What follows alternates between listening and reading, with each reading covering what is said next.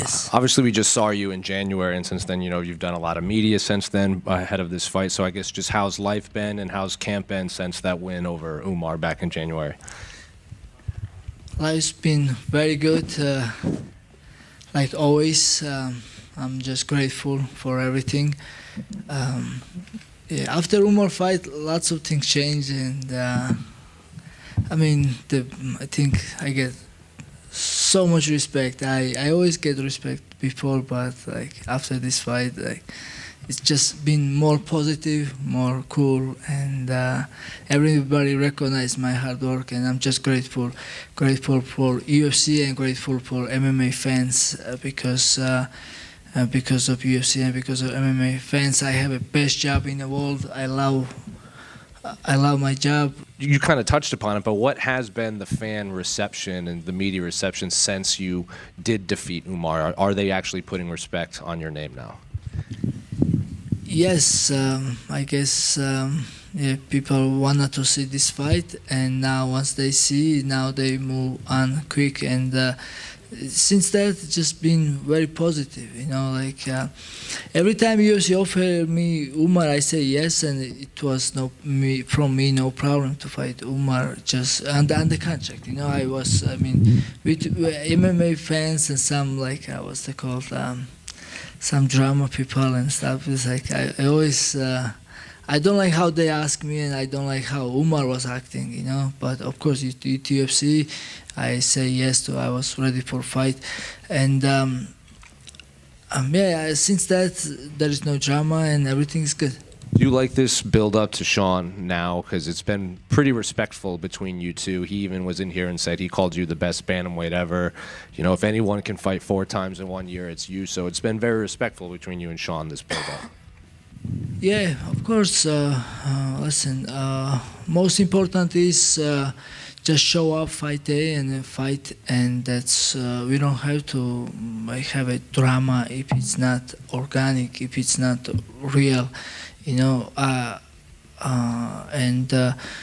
yeah, I like it because now, like when you look, O'Malley is best deserving contender for now, because like Corey Sandhagen just fight. He just coming from like new win. Yeah, I think he's maybe next. But before, like I guess Peter fighting somebody else, and then no one. It was no one. So I guess that me and Sean, that's what UFC wanna book, and of course I was ready for whoever. And yeah, just this is cool. Just respect each other. I respect him as a fighter. And so it's nice to hear from him to like respect for me too. To be honest, I'd rather he still talking trash. It will be so much better, because so. But it's all good. Yeah, this is good how these fights build. I'm good, man. We just have to focus fight, and then this fight will be much better because this time no excuse. This time. I get much better, and then I'm gonna looking for finish. Well, you kind of touched upon it. No excuses. You want, his coach has said, he had a bad hip and the lighting was weird. Chael Sonnen said he was being pulled in these directions. Sean's made a lot of lifestyle changes. So, did those excuses bother you at all after that fight? And how soon did you want to fight Sean to kind of prove that I was just the better man, no matter what? No, after the fight, O'Malley said, even he said in his interview, even when my mom asked me what was wrong with you, I tell him nothing. I just lost the fight, and then the excuse starts a couple of days later. But yeah, so yeah, I just wanna give him another chance, another. That's what the UFC wants, and then I think he's dangerous because when I was fighting him, and it was first time so easy, and my thought was how this guy can beat Aljamain Sterling, because I training with Aljamain Sterling and he make me humble every time I training with him. So, but that's why the O'Malley is dangerous, and I recognize that. And yeah, I cannot relax any fight with him. Even if we fight 10 times, I have to still treat him as a dangerous guy. Yeah, so I think this time I will be more focused for finish and more focused for damage. Yeah, like, so, you know, I first fight when it was too easy and I was too relaxed there, and I see everything, I control everything, and I did kiss him. I did make fun of him, but this time, so I'm gonna focus more. Yeah, like finish. That's what we was working on, and so yeah, that's what I'm looking for.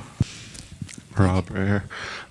You're on a 12-fight winning streak right now, and the only people in UFC history that have won 13 fights in a row or more are Anderson Silva, Islam Makhachev, Kamaru Usman, George St. Pierre, John Jones, Demetrius Johnson, Khabib Nurmagomedov, and Max Holloway.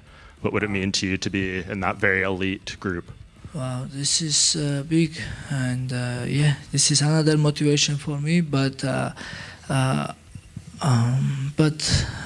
this is great. But I'm just gonna focus for my next fight, like I was before, and then we, God willing, win this fight, and yeah, lots of records, lots of. New history will made. This is good, you know.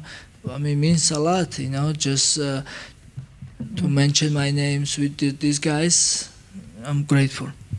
Why would you take as many risks in this fight, or more risks than you need to, when it took you so long to get to the belt? And if it doesn't go your way, you might not get the immediate rematch like Sean O'Malley did. Yeah, I understand, but no problem. I don't mind to give him this fight back or chance, take a risk. You know, I'm a fighter. Every fight is risk, and life is risk, and you gotta. I don't. That's good for me. I mean, even if, hey, everything can happen in the fight. I may lose if they don't give me much. I don't give a shit. I just wanna fight, and I just wanna be busy. And but work we put in, and shape I am. I believe I can beat this guy again one more time, and I'm looking for beat him even dominate ways. And yeah, so actually the how dangerous he is, it excites me more.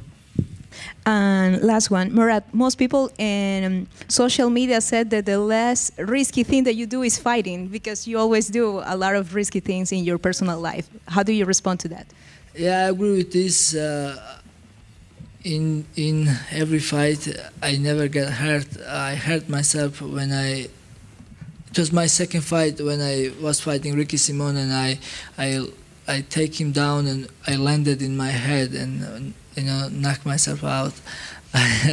That was only fight I get damaged. Every other fight, I guess you guys saw, I'm usually fresh and just little scratches. But usually after the fight, I'm healthy and injury free. But even outside, I do lots of crazy stuff, especially if I'm in nature. Something animal wakes up on me, but. Most injuries I get in training, you know. My other question is, like you said, Sean O'Malley has talked about quitting smoking and adopting a healthier lifestyle recently. Do you think these changes will affect how he competes against you in the octagon? I was talk all that in Aljo's podcast, everything about this. You know, sometimes you can be best shape, but you can still lose the fight. You know, sometimes all this doesn't matter, but of course it helps. You have to do your best.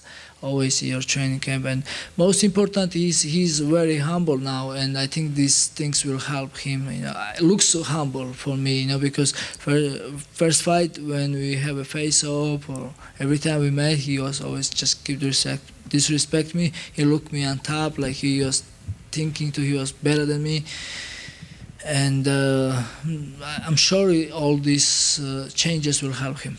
Yeah, last question: do you believe you humbled him?